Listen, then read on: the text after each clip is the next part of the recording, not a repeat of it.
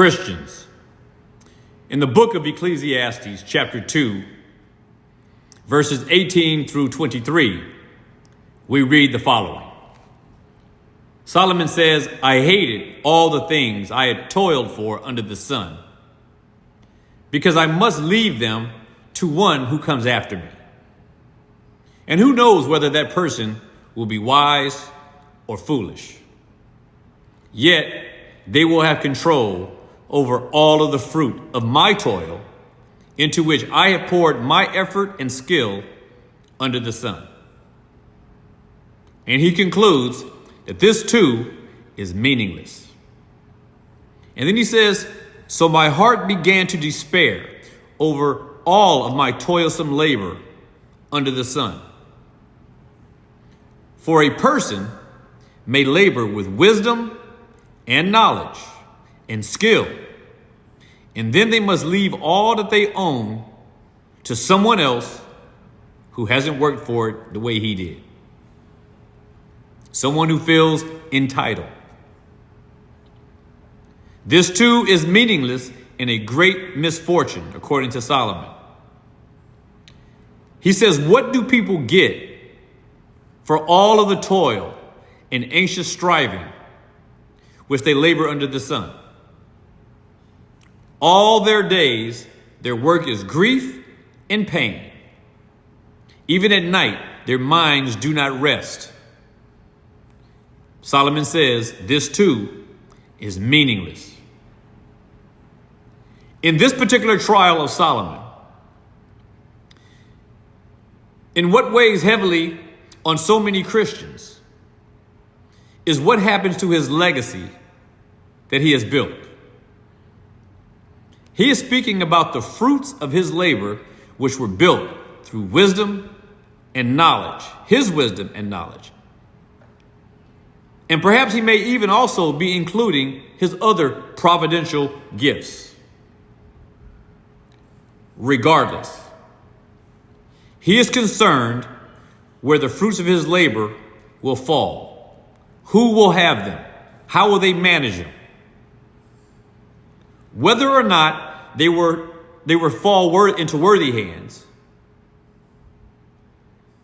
will they fall to a wise person or to a fool? He is concerned if what he leaves behind will be devoted to the church or be desecrated to the world. Christians, at some point, all of you, including me, will have concern about what we leave behind. We will be concerned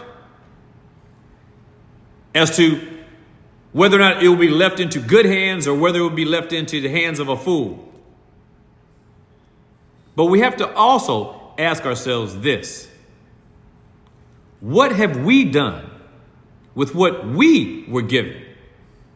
Whether it came from our parents or whether we had a special blessing that came from God directly.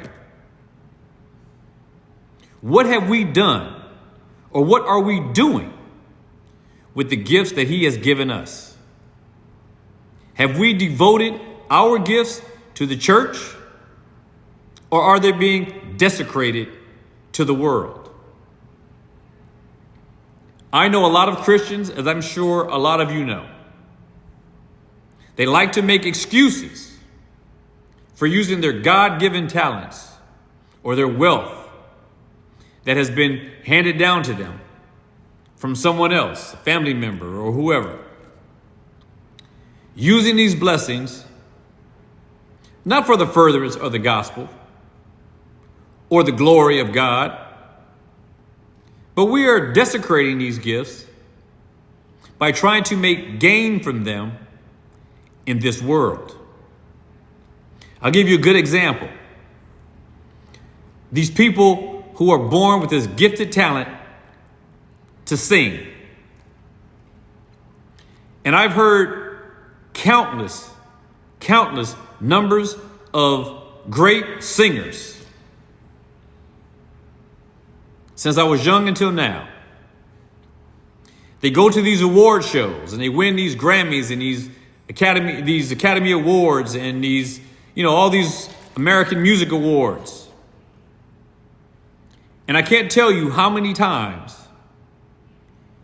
one of the recipients or the recipients of these rewards go up to those podiums to receive those awards, those prizes. And they have been singing ungodly garbage for their entire careers, singing wicked things, benefiting from the wealth that is derived from succumbing to wickedness, saying egregious things in their music, only to go to these award ceremonies, stand on that podium in front of millions of people, and to thank God and to let everyone know how they got their start in the church. And then they act as if what they're doing now is what they graduated to. As if the church and singing for the Lord was a stepping stone to something much greater, which is singing about WAP, like Cardi B, or pretty much singing anything Beyonce sings about.